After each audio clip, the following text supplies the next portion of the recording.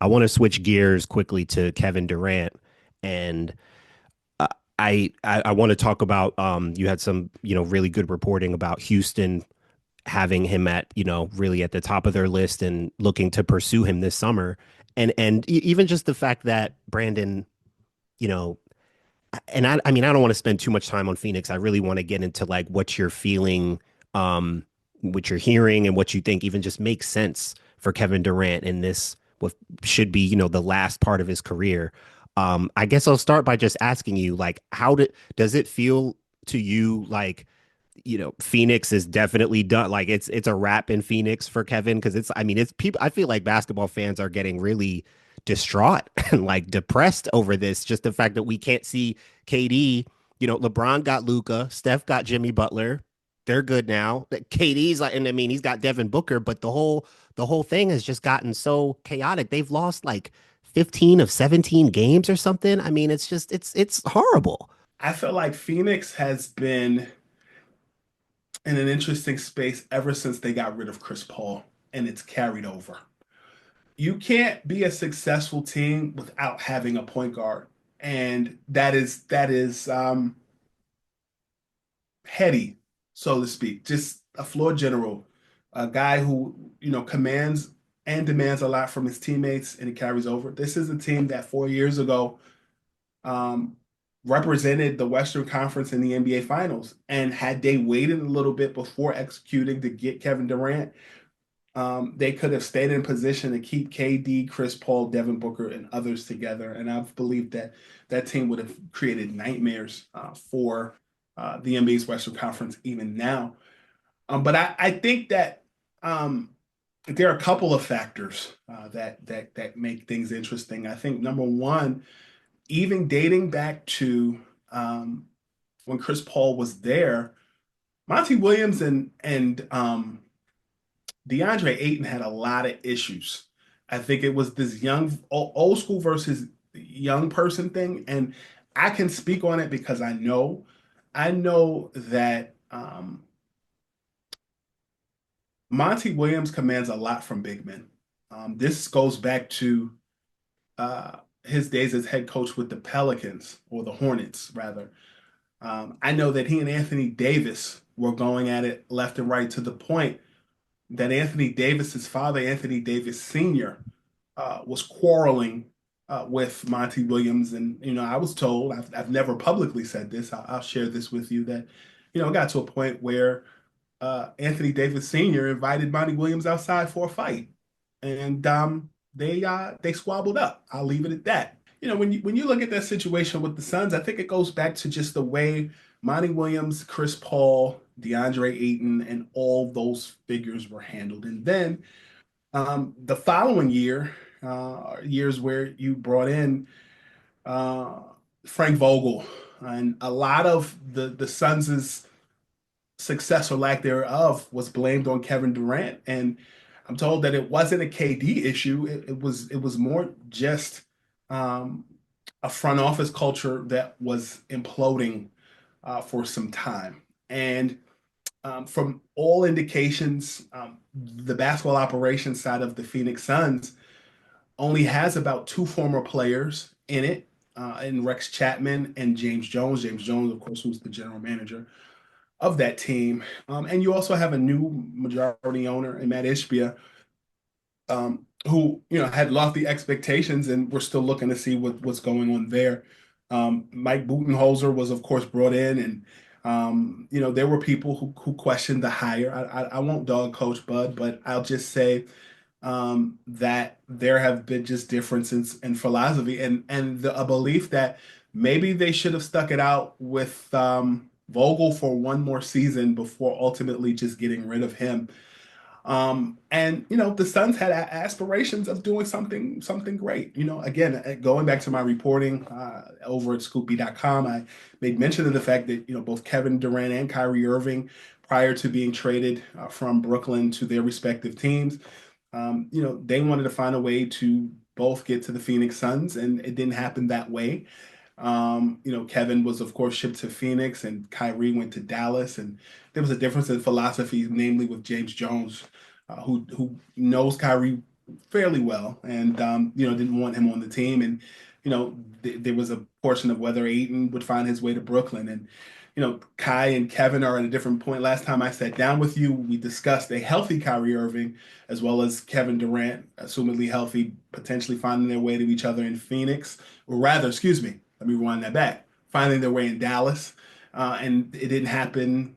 That Kyrie stayed healthy. He has an ACL injury that may carry over to the next season, and you know, there were conversations last summer about Dallas and the Houston Rockets as a team, as the two majority teams that could find their way to acquiring Kevin Durant at season's end. And at the trade deadline, and the Washington Wizards did reach out to the Phoenix Suns about Kevin Durant. And, from everything that was intimated to me, anytime you entertain or at least accept a phone call from another team, people believe that that means that a trade is going to happen. A lot of times these guys are golf buddies, or they're grabbing dinner together at various functions, and they're catching up, but they're also thinking about the possibilities of making a trade. And you know, I know that the Houston Rockets have been a shark in the water, trying to find a way to get Kevin Durant, and of course he has relationship with both head coach Ime Udoka during their days working together in Brooklyn, and of course Royal Ivey being an assistant coach with the Houston Rockets as well. He's actually Kevin Durant's best friend. He was in Royal Ivey's wedding, and he is Royal Ivey's daughter's godfather. So there's relationship there. Them both coming from Texas, being Longhorns, and all of that stuff. So it's very fluid. There's no conversation obviously right now. The season is still going on, but these are conversations that will linger into the off season. What do you think about like just the feelings and the narrative around, you know, Kevin Durant and what kind of team he needs to be on or can be successful with? Like what do you what you know, and even looking at a couple of the teams kind of floating out there, you mentioned Mavericks and Rockets from your reporting on scoopb.com, which was really insightful. I didn't even know Royal Ivy was an assistant on the staff until I read your reporting. And that stuff certainly does matter. I didn't think about the Ime Udoka connection. What do you feel like makes sense at this point for Kevin Durant? Not even just for a specific team, but just in general, like the way people and like I'm not as into like the way people talk about him and the narrative and stuff, but I'm just like I would love to see him in a situation. I know people say like they don't think he's happy and all that. It's like, I mean, I don't need to go psychology on it. But I do. I think it would be dope to see him in a good, healthy situation, where he can hoop, be himself, and have a chance to compete to finish his career. In my reporting, and it's again fluid, as much as we talk about the Rockets and as much as we talk about Dallas, a lot can change. For one, Dallas is players pay attention to ownership and their logic and more. Kyrie has an option. If he opts in, eh, he won't play until sometime, maybe this time next year. Depending on, I don't want to speak for him, but you just don't know. Anthony Davis and that situation, it sounded good a few weeks ago. Anthony Davis, Kyrie, and Kevin Durant being teammates, and Kyrie getting hurt changes everything. And oh yeah, Klay Thompson is there also. But I think in answer to your question, where would Kevin Durant fit? I think being around a mix of veteran and young energy. While Houston makes sense, there's other teams that stand out to me. Um, There's one on my mind Two that on that outside of those. outside of I look at and think about Minnesota. We talked about Anthony Edwards last time you were on, and I told you my belief that the Minnesota curse is going to happen eventually. He's gonna want or deserve some other high level, star level player to play alongside that can support him, that can alleviate him. And I mean, who better to target than his childhood hero, who he just loves to death. And in terms of the fit, I think that would work. I think that'd be great for KD to team up with a younger superstar who can kind of take more of the heavy load and he can kind of do his thing. I think that could be a legitimate swing for Minnesota if they're willing to give up, a bunch of guys, be like, hey, we just want to pair like KD. Do you want to come play with Ant? Like I think that might be a solid pitch. So I'll take that and raise you this. And you, I don't know if you remember last year. Um, I had reported that the New York Knicks were open to having conversations with other teams about the services of Julius Randle, and people were kind of looking at me like, "Huh?" and mad. And then Julius Randle got hurt, and then he sat out the rest of the season. You remember that whole exchange? Okay, Yep. so the thought process from folks on the Knicks side was get him another All-Star appearance, showcase him and see what he can do. And we don't want to pay him. Let's see if we can move him to somewhere else. That was directly um, from a very reliable source within the Knicks organization um, that shared that. And you saw, I feel like in that vein, when you look at Minnesota, I see similar showcasing Mm, with Randall. Um, mm. I think that it would be smart, but I also think that Minnesota wants to rewrite history because history has not been kind to that organization. I mean, we're talking Kevin Garnett getting a deal, Tom Gugliotta wanting money, and Stefan wanting money, and then Stefan ultimately getting traded to the New Jersey Nets in the 90s, late 90s. Then you saw in 2004, Minnesota's heart was broken when they made it all the way. It was KG's MVP season, and then the Lakers ended up going to the finals and then losing to the Detroit Pistons. And then you see Anthony Edwards and Carl Anthony Towns and all those guys. The Timberwolves were in fact busy, and they got to the playoffs, and then it didn't happen the way that it was supposed to. Dallas had other plans. So I think Minnesota wants to rewrite the story and should legitimately. Um, I think Minnesota would be a great place for um, Kevin Durant, but I also think there are two other teams not named Houston, not named Dallas, that I think KD would fit perfectly. I think KD's game fits any system. Yeah. And teams to me, I'll start with the San Antonio Spurs. Ooh. I know that in the offseason, um, Brandon Ingram was on San Antonio's list of guys that they wanted.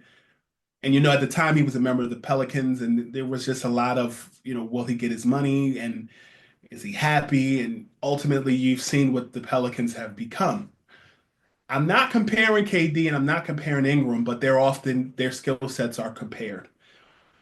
Uh, he played basketball in the state of Texas as a college student, and I have been keenly aware of what San Antonio has been building. If you go back to my reporting as far back as January, when I reported that Chris Paul would not mind playing alongside DeAndre Ayton, so my face card doesn't decline. That being said, I know San Antonio is still looking to build, and I think San Antonio would be a great place for Kevin Durant to flourish. That's one of the teams. Okay. The other team, not named Dallas, not named Houston, that I think Kevin Durant would flourish. You ready? The Oklahoma City Thunder. I love it. I love it. I love that one. I love that conversation. That I mean, that's full circle. That's perfect fit. And I mean, look at the three teams that you and I just kind of mentioned floated out the top of our heads outside of Houston and Dallas. Minnesota, young superstar. San Antonio, young superstar. OKC, young superstar. And I mean, they're kind of all over. So I mean, it's not like they're everywhere, but I mean, but when you think about that kind of fit, that's why I brought that up before because it's like it would be nice to see him with with a young upcoming star like that. Wemby's probably sounds the most fascinating to me just on length. Like, I mean, good Lord, what would that even look like? But the OKC story, I mean, that would be the best story by far, right? Oh yeah, I mean, I think Kevin Durant will be another one of those players like LeBron that'll play into his 40s. I think it's written in the cards as long as he stays healthy. Um, I know that the Spurs and I know how they move around and just um, a lot of those guys on that team are friends from somewhere, and I think that San Antonio is a team that you should be paying attention to. Um, in addition to the other teams that I reported, and the real reason why is because I think Victor Wembanyama is believed to be the next or one of the faces of the league, and I think as you get older, you want to be around that. I think you know Kevin Durant has put a lot of wear and tear on his body, and Phoenix is pleased with his production as a whole. That's one guy whose name never comes up as a negative. It's always a positive. Hmm. Bradley Beal has to figure his situation out. I can tell you that Milwaukee was lurking a lot at the deadline. Whether that was finding a way to get Jimmy Butler, yes, and also Phoenix trying to figure out this no trade clause situation with Bradley Beal with no avail. Um, but I do know that ultimately for Kevin Durant, um, I think that you have to move Miami aside. I think they're figuring some things out, but I think Houston, Dallas, Oklahoma, and San Antonio are the teams that I think legitimately, both from having assets to move, uh, attractive skill set of players to move, and just a lifestyle that is matching of Kevin Durant. He doesn't need New York. He doesn't need San Francisco. He did that already.